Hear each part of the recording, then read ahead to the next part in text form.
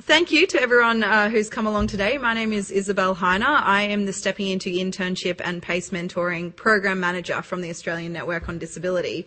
So we're a national organisation, so I'm actually over here from the East Coast, and it's great to be in WA. It's very sunny and beautiful. So thanks for having me, and thank you to Ryan from the careers team here at EWA for setting this session up and allowing me to talk through the opportunities that we run at A&D to students with disability. So today's session will probably go for about half an hour or so. I'd love to answer all your questions, so feel free to put your hand up at any point if you want me to clarify anything or if you'd like further information. I'll also make sure I hang around afterwards so you can come and have a one-on-one chat with me if you'd like to. All right, so as a bit of an overview, I'll talk you through a little bit about the Australian Network on Disability, which is the organisation I come from. We're a member-based organisation, so I'll explain a little bit more about what that means. Then I'm going to talk through the two programs that we run which help students with disability connect with employers. So we run the PACE mentoring program as well as the Stepping Into Internship program. And then I'll touch on briefly a bit of information about sharing disability-related information in the workplace, because a lot of students that come into contact with our organisation have questions about, what your rights are and when you should share information with an employer. So I'll talk through that briefly as well. So a little bit about the Australian Network on Disability. We are a member-based organisation. We're a not-for-profit organisation, so we are not government funded. We're completely independent, and our business model is that we're member-based, which means employers from across Australia come to us with an interest in building disability confidence and awareness within their organisation. So we work with a range of different organisations across the country, from both the public and private sector, spanning from quite small organisations, local councils, not-for-profits, to really large, complex organisations. All of these organisations come to A&D with an interest in understanding how to advance the equitable inclusion of people with disability in all aspects of business. So that might be from the perspective of their customers or their employees or other stakeholders that they work with. So at A&D, we help employers with a range of different services. We do a lot of consulting work. We do premises checks for accessibility. We work with leadership teams and run training for executive team members to kind of create influence within the organisation and help the broader organisation understand the value of diversity and inclusion. We do recruitment reviews, work with HR teams and help them understand how to be inclusive to all applicants through recruitment processes and not discriminate against anyone, even inadvertently. And we also run a number of programs which help our member organisations connect with skilled and talented students with disability. So that's my role. I run the programs, the mentoring and the internship programs, and these programs are the only way that our members actually connect with people with disability. So that's why I'm here to talk to students today, to make sure that you're aware of the opportunities available to connect with these forward-thinking businesses. So to be really clear, we're not a recruitment agency, we're not a charity. Our primary focus is educating employers, but of course the programs have that mutual benefit of allowing students with disabilities to gain a supported introduction to the workplace.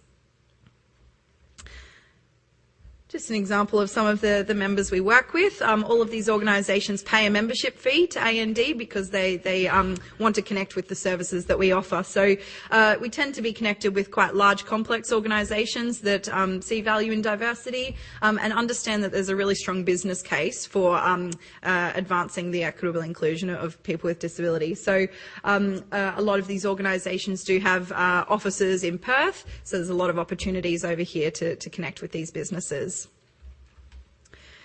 All right, so I'm going to talk you through the two programs that we run. I'll start off with the PACE mentoring program. I'm going to commence by playing a video which highlights some of the reasons that mentees have participated in the program in the past and the benefits that they've seen coming through the program.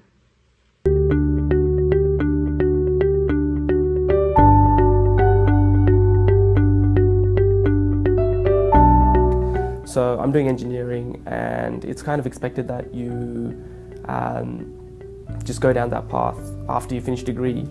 But I found out, 3 years in, it's probably not my most favourite thing to do. So I just wanted to know what other options were there, and I thought, going through this mentoring experience is probably the best way to find out. My mentor Bronwyn and I decided upon few goals such as resume review, job search strategies, relevant jobs, and the most important goal out of that was to build up my confidence. And really we succeeded in that. Maria is very engaging and very invested as a mentor, so we weren't just talking about how to do a cover letter or how to prepare for an interview. It was a lot more almost like life skills. I learned more about the workplace and the culture. So being at university, you don't really get a feel for what it's like to start working or what the working culture is. And I think Tara has given me a more understanding of what to expect. I can't tell him that he's my mentor. I can tell him that he's my friend and the best friend. He helped me in many ways. It helps me to get good understanding of how do you communicate with employer with your requirement to get rid of the obstacles in the workplace for people like me with disability. Tara gave me skills to overcome that barrier and to find out the strengths that I have and to show my future employer what I'm capable of, even though I still have a disability. I strongly recommend them to participate in PACE mentoring because it is like a stepping stone for them. Well, I must say definitely do it because it's going to change your life. I have come a long way and I really feel privileged for that. It's definitely been life-changing for me to have someone like Maria in my life, and we might not meet all the time, but we definitely have a lifelong friendship. Definitely do it. It's worthwhile. It's a good investment in yourself because you really get a bridge between university, what you learn, and the workforce. Australian Network on Disability. To find out more about PACE mentoring, visit www.and.org.au. PACE mentoring is generously sponsored by ANZ and Cummins South Pacific. This video was made possible with the support of Cummins South Pacific. All right, so a bit of an idea about what's involved in the program. So PACE, along with our internship program, is designed to be mutually beneficial. So the programs obviously are a fantastic opportunity for you as students to gain an introduction to the workplace, start to build up your employability skills, get your foot in the door, networking opportunities, confidence building is a big one.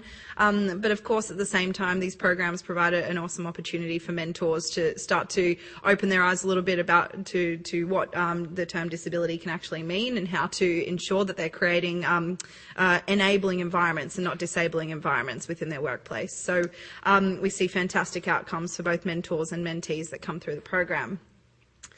So PACE, a little bit more information about PACE. PACE stands for Positive Action Towards Career Engagement. So the idea is that mentees that come through the program start to develop those employability skills that are going to benefit them in their job search once you finish university. So as a bit of an overview to the program, we run it twice a year, every April and every August. The program runs for 16 weeks. And you're expected to meet with your mentee on average once a fortnight over that 16-week period. So 6 to 8 times is generally the encouraged amount of meetings. And it's a really flexible program, which means you can meet with your mentee at whatever time and day is going to suit you and your mentor. So the meetings generally take 1 to 2 hours. So you might find the first couple of meetings you're getting to know each other. It only goes for an hour or so. The later few meetings you might be working on things like mock interviews or site visits or networking sessions. So those sessions can last a little bit longer.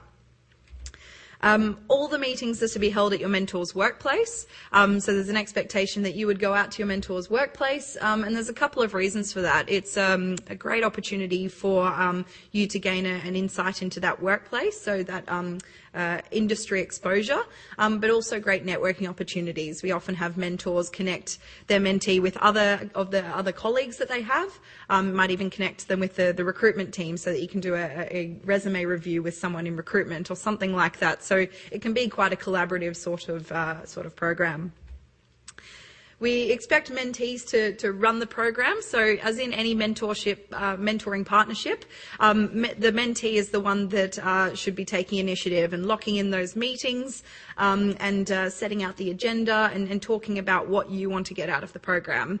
Mentors are purely a facilitator to help you achieve your goals. And everyone that comes through the PACE program is looking for quite different things. Everyone's at a different stage of their career development journey. We have mentees that are in their first year of uni, mentees that are about to graduate, mentees that have finished uni a couple of years ago. So everyone's looking for different things. So it really does depend on what you're hoping to get out of the program. And in your application, we'll ask you a little bit about your goals so that we can find you a mentor that's going to be able to support you with those specific objectives you have for the program.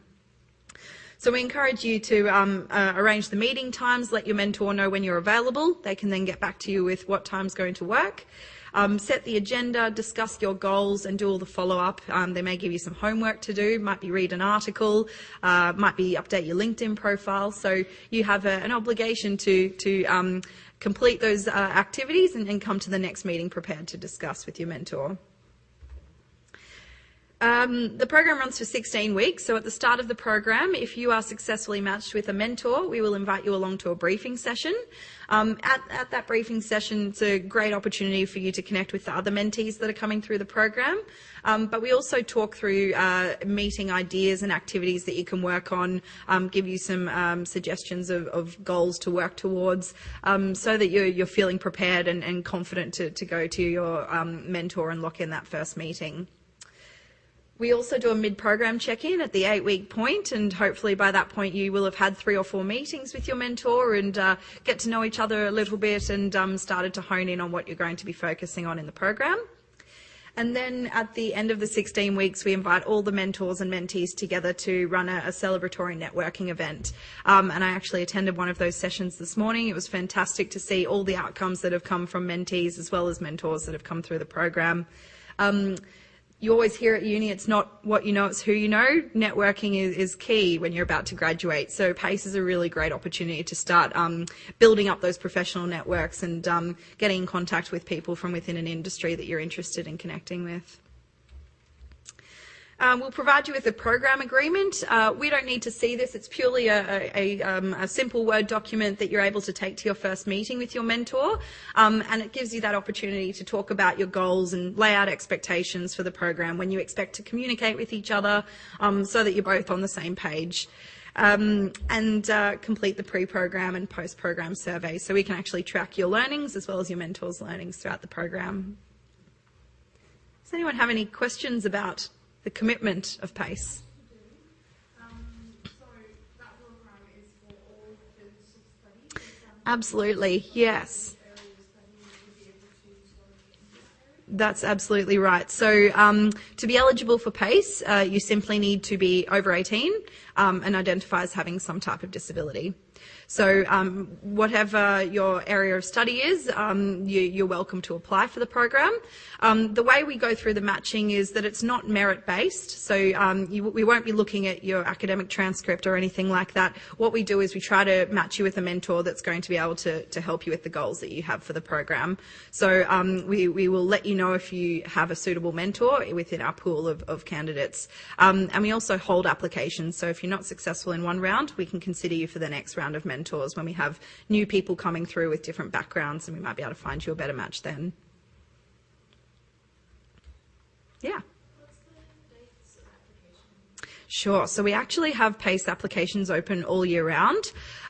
We have just commenced the spring cohort for 2018, so we actually won't be starting PACE again until next year.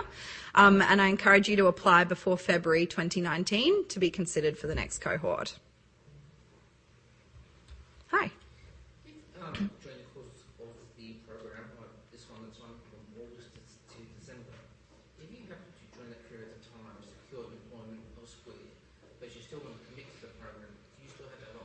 Absolutely, yeah. So we expect you to have your mentoring meetings within office hours, but we've absolutely had mentees successful for a job and they've been able to meet with their mentor on their lunch break or before work one day.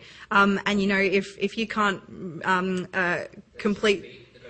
Yeah, exactly. It's a really flexible program, and at A&D we don't determine when your meetings are to be held. It's purely up to you and your mentor to find a time that's going to work for the both of you. Yeah, and I mean, if you get a job through the program, that's a great reason to have to miss 1 or 2 meetings. Yeah. Yeah. So mentors come from our member organisations. So we have different companies or different organisations participating each round of the program. All of the mentors have volunteered their time to participate in PACE because they are interested in connecting with skilled students with disability and you know, broadening their own understanding of access and inclusion within a professional environment. They also really want to give back and have an opportunity to provide guidance to someone that is at a stage of their career that the mentor was probably at once in the past as well. Mentors are there to support you on your goals, so it's really that mentee-led sort of perspective in the program. So this is not an exhaustive list, but this is some of the things that you might like to work on with your mentor. The first meeting, we always encourage all participants to set expectations and goals, so use that program agreement that I spoke about.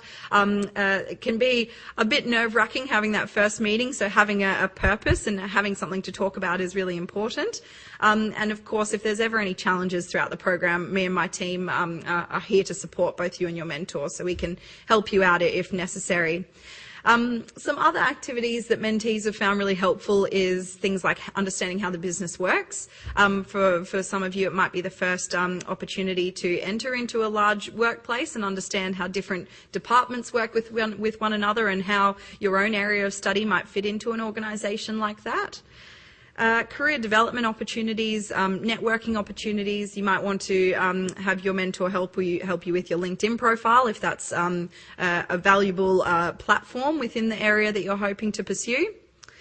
Communication skill development is a big one. Small talk is really important in the professional world, so practicing that kind of thing with your mentor.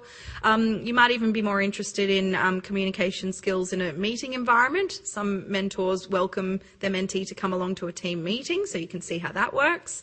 It might even be in a more informal social setting, so you could go out to coffee with your mentor and a couple of their colleagues and practice networking in that space, or even presentation skills. If you'd like to challenge yourself with public speaking, that could be something you could work on as well. Mock interviews are a really common one, something I encourage every participant of the program to go through. Mock interviews are a great opportunity for you to go through an interview experience, provide and receive constructive feedback from your mentor, but it's in a safe environment. You're not going for any real job, so they can give you really clear feedback on what you're really good at and what you can improve on together. Sometimes we've had mentors set up a panel interview, so you can have a couple of people interviewing you, which might be quite a realistic simulation for anyone interested in going for grad roles. We can have recruitment team members come in and interview you, so you don't actually know the person that's interviewing you. That can be another good challenge as well. So lots of options there. Job application practice. Is anyone applying for jobs at the moment? Casual jobs or grad jobs? Few people. Job application practice is really important. Talking about key selection criteria and how to positively respond to those types of questions, as well as getting insight from a professional on what your resume comes across as, or how your cover letter really looks. They're not necessarily an expert on writing cover letters, but they'll be able to give you an idea of what they see when they look at those documents, and that can be really insightful. Dress codes. Sometimes it's hard to even know what to wear to an interview, or when you go to your mentoring meetings, it's important to dress professional. We always say dress to impress, or it's always better to overdress than underdress. But talking about how to kind of make those decisions in a professional environment can be a good topic to talk about with your mentor. Another thing I'll put in there is phone and email conduct. So how you pick up a phone call when it's a private number calling you, or how to write emails in a professional way should you be applying for jobs or submitting a resume to a hiring manager. Those types of things are actually really important that recruiters keep an eye out for, your professional conduct in all areas. So having that conversation with a mentor can also be quite valuable. Sorry, Yeah, of course. so if I'm at the moment working, Yes. that is not related to my study, what would I do out of this program if I was to engage it? Yeah, well, it absolutely comes down to what you would like to get out of the program. So perhaps you might be interested in industry relevant exposure. So connecting with a mentor from an industry that you are studying in or that you would like to pursue once you graduate. So if that was the main goal, we would aim to match you with a mentor from within that industry. Sometimes it might be more about transferable skill development, so those things like communication skills or even time management, and having someone to kind of bounce ideas off and act as a sounding board can be quite important. Yeah. It's really up to you to decide whether this is something that you could benefit from at this stage in your degree, and you might even think this isn't for me right now, but maybe in a year's time I'll be ready to start building on those skills and building my networks. So yeah, determining when's going to work best for you. I will say you can apply for the program as many times as you want, so we can match you with different mentors in different cohorts, and you can always have quite a different experience with a different mentor, and we've had participants in the past find that quite valuable. So just to clarify, so you can do this program twice? Correct. Yeah. Also talking about a plan of action post-PACE. So if you wanted to take any brochures, you're welcome to as well, just here. So the program obviously only goes for 16 weeks. So talking with your mentor about how you're going to continue your professional development after the program is completed is another point of topic you can talk about. So that kind of wraps up the overview of the PACE mentoring program. As I said, applications are open at the moment, and you can actually go on and have a look at the application form. It's quite simple. Basically, we ask you about what your goals are for the program, to tell us a little bit about yourself, and what you would like to achieve through the participation of PACE. You don't have to submit a resume if you don't want to. What we're mainly looking at is getting an understanding of you as a person so that we can find a good mentor match. The Stepping Into program. So Stepping Into is the second program that we run at A&D, which connects students with employers. The Stepping Into program is our flagship program. It's globally renowned. So in this space, it's actually recognised by a lot of different countries across the world as kind of a forward-thinking program that's connecting skilled uni students with employers on a demand-led basis. So that actually means the employers come to us wanting to be involved in this program and wanting interns with disability as a learning experience for their team, as well as providing an opportunity for skilled students to gain that experience in their organisation. So the Stepping Into program, it's a paid internship program. All placements are fully paid. We run it every summer and winter during the university breaks, so we don't want it to interfere with your studies too much. It's an opportunity to gain degree-relevant work experience within your final years of study. So to be eligible for Stepping Into, you need to be in your final or penultimate year of your degree.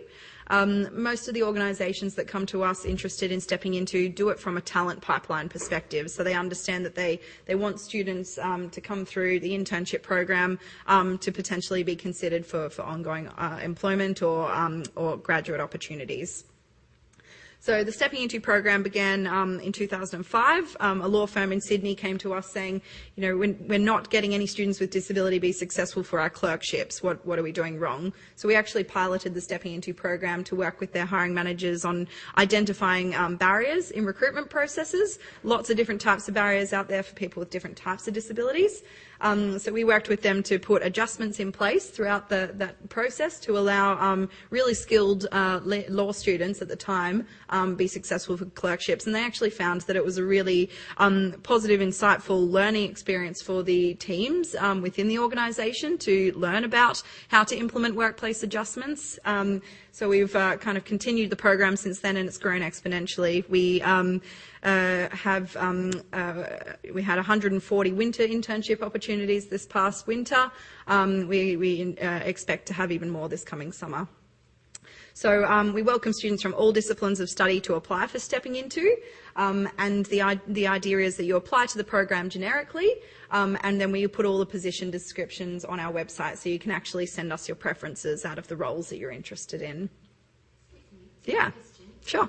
In relation to those internships, 140 you mentioned, I think, yeah, which is great. How many students might apply for those? Yeah, good question. Yeah, no, fair question. Yeah, we had, in the last cohort, we had about 500 students apply. So there's obviously more students than there are positions, but when you think about the suitability, when you match it all up, thinking about the location and discipline of study, there's actually a really high success rate. So we aim to shortlist 2 or 3 students for each position that we have available. So I would say that there's a good opportunity to be shortlisted at least and go to an interview with that host organisation. Yeah. It's a much better rate than applying on Grad Connection or at Seek or something. Yeah. Hi. So I wasn't able to apply for these ones, but I was looking at the options, and I noticed that there were no options in Perth. In winter or summer? In winter, I think it would have been. We've definitely had positions in Perth. Granted, there's less. Yeah, there are less in Perth. So we currently have a winter intern at Stockland. We've had, in Perth, we have had BHP Perth-based interns. So there's absolutely opportunities. And we would also encourage students to apply if you're interested in being considered for interstate opportunities. Yeah. Yeah, so we wouldn't, we'd still definitely encourage you to apply. And we often have opportunities that come up throughout the process. So by applying during the time that applications are open means you're going to be automatically considered for any opportunities that are relevant to you. Yeah. Yeah. Is it a fixed duration? Yes. Yeah. So the placements are a minimum of 152 hours. So that works out to be 4 weeks if you're working full time. In saying that, many of the host organisations are really open to discussing flexible work arrangements and part-time work if that's something that's going to benefit you in either managing your disability or managing any other commitments that you might have. We run the program, as I said, every summer and winter. We're about to open applications for the summer program. If you wanted to write down the dates, they're open from the 3rd of September to the 14th of October. So we have quite a compacted sort of attraction campaign. We meet with every single student that applies to the program. So we will interview every applicant that meets the eligibility criteria, because we understand some students present really well on paper, some present better in person. So to get a really good understanding of you as a candidate, we love that opportunity to allow you to put forward your application, but also to have a one-on-one chat with us, generally via Skype, to have a chat about why you're interested in the program, what you're studying and what kinds of roles you'd be interested in. And we also provide you with an opportunity to discuss disability management in the workplace. So we explain to you the fact that these organisations have come to us wanting to learn from an intern that has disability. So it puts you in a really good position to be really clear about the types of adjustments or support that would benefit you in a recruitment process and if you're successful in the job. So we'll be running interviews throughout October. If you are successfully shortlisted for a position, we will ask you to write a tailored cover letter. So as I said earlier, the application is generic, so you just apply to the program. and then you can submit your preferences out of the roles available. And if you're shortlisted, we'll ask you to write a cover letter. And as you all know, cover letters are really important to be able to describe to an employer why you want that job. So we give you that opportunity to write a more tailored application form for the company that you've been shortlisted for. If you're shortlisted, you'll be invited to a second round of interviews with the host organisation, and they will notify you of the outcome of your application. So we also run Plan for Success webinars over the weeks leading up to interviews. So you can actually dial into a webinar session with us, and we talk about how to prepare for your interview, how to put together a strong application, how to write a suitable cover letter. And we are here throughout that whole process to give you feedback on how that process is going, to make sure that you can be as successful as possible. Placements are due to commence in either December or January. So we'll talk to you in your interview about your availability. Ideally, we'd love interns to start as soon as exams finish, and that way you get as much opportunity to work in the host organisation as possible. Any questions about those points? All right, so just a bit more information about the application process.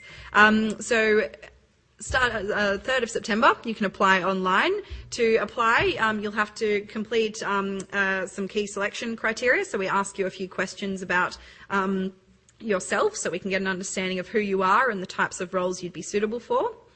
In that application form, we ask you for your academic transcript, a copy of your resume, and proof of eligibility, which essentially is your access plan. Does UWA call it an access plan from Disability Services or Equity Services?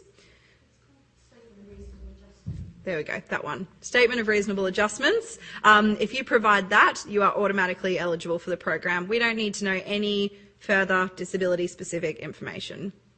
So if you're not comfortable sharing specifics of your disability, that's completely fine. That's not something we focus on at A&D. What we actually focus on more is the adjustments, the practical things that you would find beneficial throughout that process.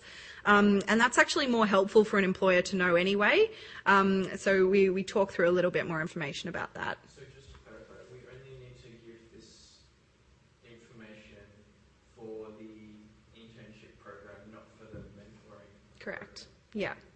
So because the internship is a paid work experience program, that's why we ask for proof of eligibility. For the PACE program, if you're comfortable saying I identify as having disability, we're comfortable with that.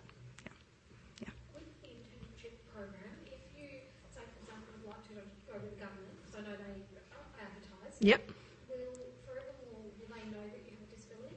So if you come through the Stepping Into internship program, that host organisation understands that that is specifically for students with disability. Okay. Yep. And so, because I'm just thinking for future applications. Yes. Jobs, you know what I mean? Yeah. They already... Well, I guess, are you talking about if you do a Stepping Into placement and then you apply for future jobs? You don't have to say that, or when you put it on your resume, you don't have to say I did an internship with this state department through Stepping Into. You can just say you did an internship with them. Yeah. Because also often they've got all your clearances and checks and hospital checks. So Speeds it up. Yeah, so they also know how much will they know. I mean, it's... They don't have to disclose, but then, you know, If you've come through Stepping Into, then that's probably on your employee record within that organisation. I mean, it differs for every company and government department how much they keep on record. Some organisations are really great at keeping records. Sometimes it gets lost. So you might even apply for a job at the same company in a few years' time and they will have no record of it. It's really an organisation-specific question. Yeah. All right, so as I said, we'll invite you to attend a one-on-one interview with A&D if you apply for the program. We'll let you know if you're shortlisted, and that's when we'll ask you to write a cover letter. I'll make sure that applicants receive details of the webinars, the Plan for Success webinars that we'll be running, and I can also make sure that Ryan at UWA has that information as well so that you can even dial into a webinar before you've applied to the program if you wish. So host employers will contact you directly and invite you to an interview and provide you with the outcome of your application. We really encourage those host organisations to provide unsuccessful candidates with lots of constructive feedback so that you know where you lacked. You can take that into consideration, maybe apply for the PACE program and work on that with your mentor, and then hopefully reapply the next round and be successful.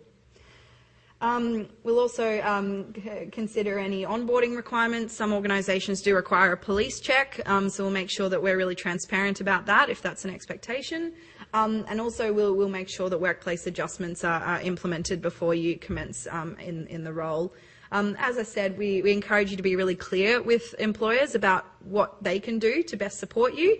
Then both parties wins. You know, you're the expert on what works for you as an individual, and we're not in a position to make any assumptions about what's going to benefit you in a recruitment process or in the job. So this is a really great chance to start having that conversation and building up the confidence to talk to employers about adjustments, because it's something that's going to benefit you for the rest of your career as well. That's kind of the overview of stepping into. Did you have a question? Is it possible that, theoretically, to be in both of them at the same time?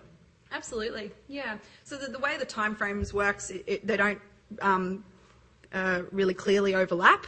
So we run stepping into every summer and winter and PACE every autumn and spring. But the PACE program runs for 4 months, so sometimes we have winter interns on at the same time as they're doing mentoring. Yeah, no issue with that. Oh, go on. So most of the organisations that you dealt with and who provide the mentors, do those particular organisations really have proactive disability recruitment policies in place? Yeah, some more than others.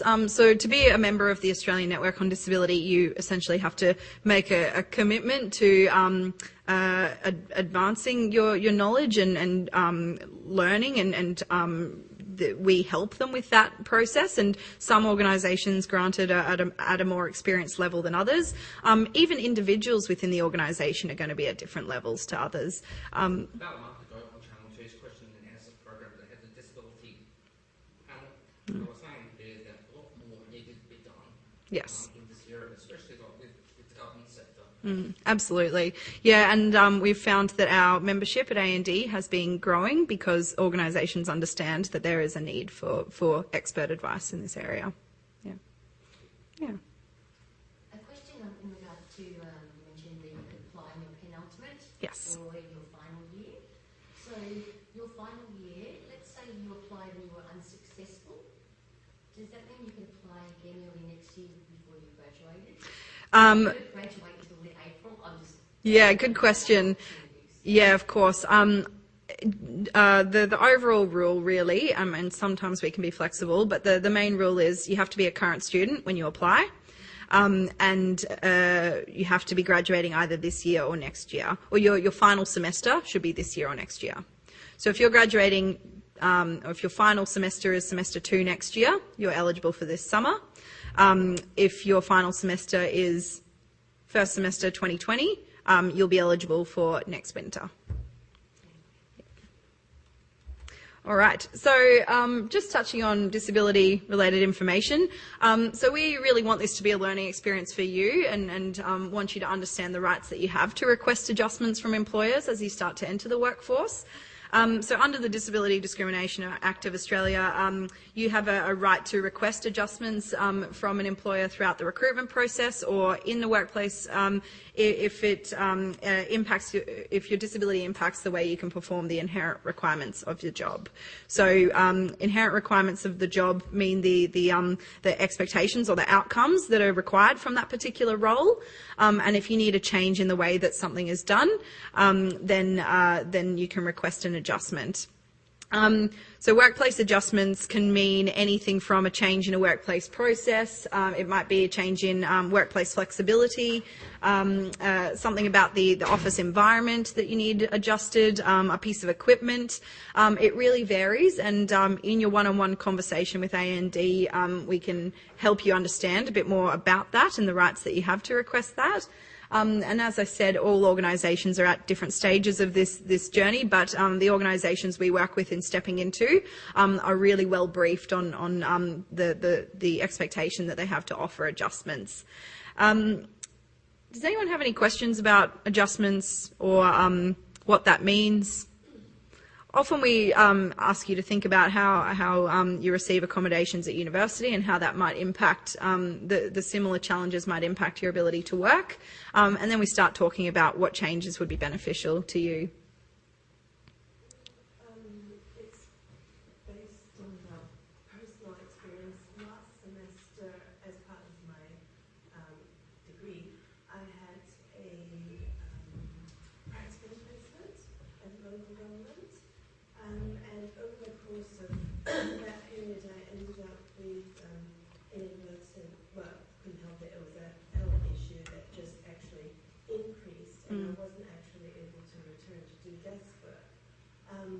When I ended up withdrawing from the unit and reapplying for this semester, I was actually informed after that process had occurred, and I was actually given a placement at another organisation, that local government didn't want me to return because they felt I was a health liability. And I was also informed by the assistant coordinator of that unit within my course that you don't want to supply too much information about your health, if not it will cause reputational damage to yourself and to the course.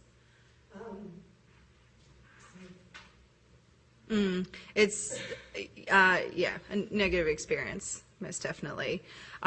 What we talk about at AND is the importance of sharing adjustment-related information. So if there is a change to the way that work's done that you require to be able to perform the job, that needs to be communicated. There's actually not a lot of benefit,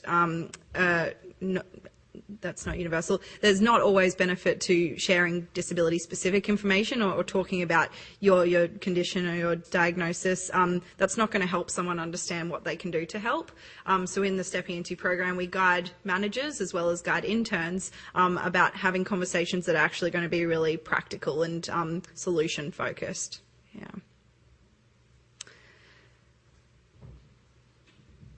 Any other questions? I'm happy to have one-on-one chats with people as well afterwards. All right, so next steps. As I said, PACE mentoring program, we actually keep applications open all year round, so you can apply online now. You can jot that down, or if you simply Google PACE mentoring program, I'm pretty sure we're the first thing that comes up. Stepping Into applications will open on the 3rd of September and close on the 14th of October. I encourage you to apply sooner rather than later so that we can have a chat with you earlier in the process. And as I said, we'll be running those information sessions via webinar over the coming weeks. If you'd also like to sign up to our mailing list, we will email you when opportunities become available, when applications open, as well as occasional other job vacancies that we hear about that we want to share with our networks. So I work closely with Phil and Snea, the PACE and Stepping Into coordinators. That's not Phil and Snea, that's actually a PACE participants.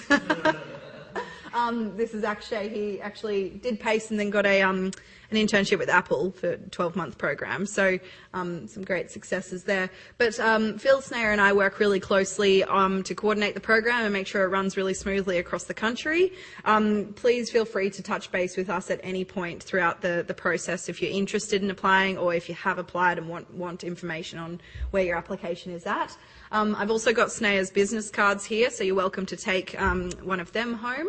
All three of us are very much across the program at all aspects, both programs. So my role is to work more on the employer side of things, so helping the mentors and the managers, and Phil and Snea are the student points of contact. But I'm obviously very happy to answer any questions and have been a coordinator in the past, so can answer inquiries from both sides.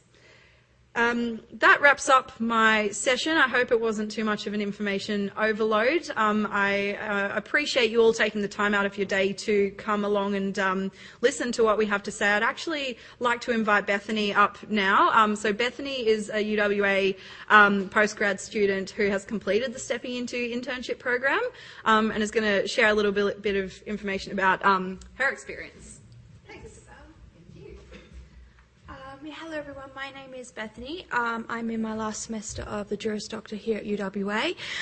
In January I was lucky enough to complete the internship with Comcare in Canberra. I first heard about the Stepping Into program with Uni Access. My disability officer, Deborah Allen, actually suggested it to me as being a great opportunity for me to be able to get some work experience and have something else on my resume to help me get a job at the end of my degree. There were a few steps involved in the recruitment process, as Isabel mentioned. There was the application and interview with AND itself before I even had the interview with Comcare. This was really helpful as I was able to get help and support from Isabel from the very beginning. We talked a lot about the adjustments that I would need and what I could expect from the process. I was also able to offer my preferences to which internship I would prefer, which was great because most of them were over in the eastern states. I really preferred an internship either here in Perth or in Canberra, where some of my family and my best friend actually lives there as well, so I was able to stay with her. I then gave a cover letter to Comcare and had an interview with them. I was definitely nervous, but they made me feel really comfortable. I was able to answer all of their questions quite confidently, and I was quite happy with how the interview went. And even if I didn't end up getting the internship, I thought that it was great practice regardless. A little while later, I received a call that I got the internship with Comcare, and I was very excited, as you can imagine. Once I got to Comcare, I was actually really blown away with their work culture. I worked within the Strategic Research and Innovation team. Comcare did an amazing job at accommodating me. I had workplace safety assessments, I had regular breaks that I could take, I also had flexi time where I was able to adjust my hours quite easily. These are all very helpful adjustments. My supervisor, Angela, was also incredibly helpful and supportive. She always asked me how I was going and if there was anything else that she could do to help me. Angela actually offered for me to start my internship here in Perth for the first week because she was actually here visiting her family, which made it a lot smoother for me actually because I was able to start the internship even before I had even got to Canberra. I think the good thing about having an internship in the area of work health and safety, in particular Comcare, is that they are already quite used to putting all these sorts of adjustments in place already because they're really keen on making sure that all their employees, whether they have a disability or not, are happy and healthy in the workplace. Isabel also contacted me throughout the process and throughout my internship, making sure that I was okay, and I was able to give her feedback, which was all positive. And then she was also able to offer feedback to my supervisor that everything was going really well too.